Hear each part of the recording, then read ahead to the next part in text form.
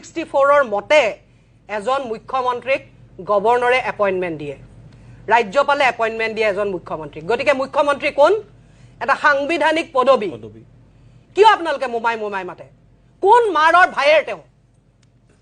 আপোনালোকৰ কোনজনী মাৰৰ ভাইৰ তেওঁ অসমবাসীক মই প্ৰশ্ন কৰিব কৈছো কোনজনী মাৰৰ ভাইৰ কিহৰ কাৰণে মোমাই মাতে তেওঁ কিহৰ মোমাই তেওঁ কি সম্পৰ্ক আছে আমাৰ লগত Article 164 of Indian Constitution or mote, he is appointed as Chief Minister of Assam. Etu eta সংবিধানিক পদবী এই সাংবিধানিক পদবীটোৰ মতে কাম কৰিবলৈ তেখেত বাধ্য আৰু এই সাংবিধানিক পদবীটোৰ মতে তেখেতক প্ৰশ্ন সুধিবলৈ আমাৰ অধিকাৰ আছে ডেফিনেটলি গতিকে কিহৰ মুমাই কিহৰ মুখসুপতি ৰাইজে কৰিব মুখসুপতি মাননীয় মুখ্যমন্ত্ৰী মহোদয় কৰিব এই মুখসুপতি চাবলৈ আমি ইয়াত বহি আছো জানে আপোনালোকে মুখ্যমন্ত্ৰীৰ নামত কিমান টকা দৰমহা গৈ আছে আমাৰ ট্যাক্সৰ টকাৰে কিমান সময় নষ্ট হৈ আছে আপোনালোকৰ পইচা আপোনালোকৰ সময় যে নষ্ট হৈ আছে এবিলাক মুখসুপতিৰ ফলত জানে আপোনালোকে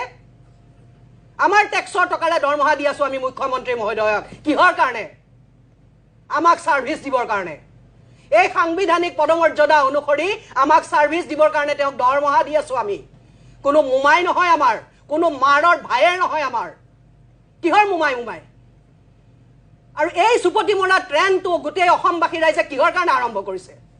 আৰু তেওঁ কিয় সুপতি মৰা ভাষাৰে উত্তৰ দিছে কোনে কাক লগত পলিটিক্স কৰিছে সেয়া আমাৰ লুকআউট নহয় আমি এজন মুখ্যমন্ত্ৰীৰ সৈতে কথা পাতি আছো আমি এজন গৃহমন্ত্ৰীৰ সৈতে কথা পাতি আছো অসম চৰকাৰৰ গৃহমন্ত্ৰীও তেওঁ পুলিচ বিভাগ তেওঁৰ অধীনত আমি গৃহমন্ত্ৰীৰ সৈতে কথা পাতি আছো মনত ৰাখিব যাৰ অধীনত পুলিচ বিভাগ আছে যাৰ অধীনত এই গোটেই যি জুবিন গাৰ্গ সম্পৰ্কীয় ইনভেষ্টিগেশ্যন চলি আছে সেই ইনভেষ্টিগেশ্যন চলি আছে যি কৰি আছে তাৰ মুৰব্বী তেওঁ মাননীয় মুখ্যমন্ত্ৰী বুলি তেখেতক সম্বোধন কৰি কথা কওক অসমৰ ৰাইজে আৰু মাননীয় মুখ্যমন্ত্ৰী মহোদয়ও অসমৰ ৰাইজক তেখেত এজন দায়িত্বশীল মুখ্যমন্ত্ৰী হিচাপে দায়িত্বশীল গৃহমন্ত্ৰী হিচাপে উত্তৰ দিয়ক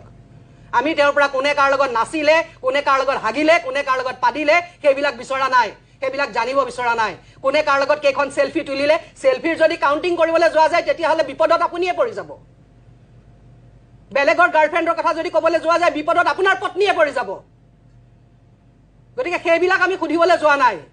শ্যাম কানু মহন্তই হওক বা সিদ্ধাৰ্থ শৰ্মাই হওক বা ৰিনিকি ভূঞা শৰ্মাই হওক বা সঞ্জীৱ নাৰায়ণে হওক বা যোনেই নহওক লাগিলে আমি হৈছো ইনভেষ্টিগেশ্যনৰ এটা প্ৰচিডিউৰ থাকে মই এগৰাকী অধিবক্তা হিচাপে এই কথাটো ক'ব জানো মই এই কথাটো ইনভেষ্টিগেশ্যনৰ এটা প্ৰচিডিউৰ থাকে ক্ৰনলজিক্যালি ইনভেষ্টিগেট কৰক যি দিনাখন ঘটনা ঘটিলে সেই দিনাখন সেই মুহূৰ্তত কি হৈছিল তাৰ সাৰ্কামস্টেন্সিয়েল এভিডেন্স কি তাৰ ঠিক 1 ঘণ্টাৰ আগত কি হৈছিল 2 ঘণ্টাৰ আগত কি হৈছিল তাৰ 3 ঘণ্টাৰ আগত কি হৈছিল 5 ঘণ্টাৰ আগত কি হৈছিল আগদিনা কি হৈছিল আগদিনা কি হৈছিল তাৰ আগদিনা কি হৈছিল ক্ৰনলজিক্যালি ব্যাকওয়াৰ্ড এনেকে আহি পেলে ইনভেষ্টিগেশ্যন হ'ব লাগে this is the procedure of investigation according to evidence act you should go investigation procedure আছে সুপতি হৈ থকা নাই ইয়াত আৰু কোৱেশ্চন টো আজ কোনো আংগু পাংগু হাংগু মানুহৰ বিষয়ে হৈ থকা নাই কোৱেশ্চন হৈছে জুবিন গাৰ্গৰ বিষয়ে জুবিন গাৰ্গ কোন আছিল হাৰ্ট থ্ৰব বেলেগ কথা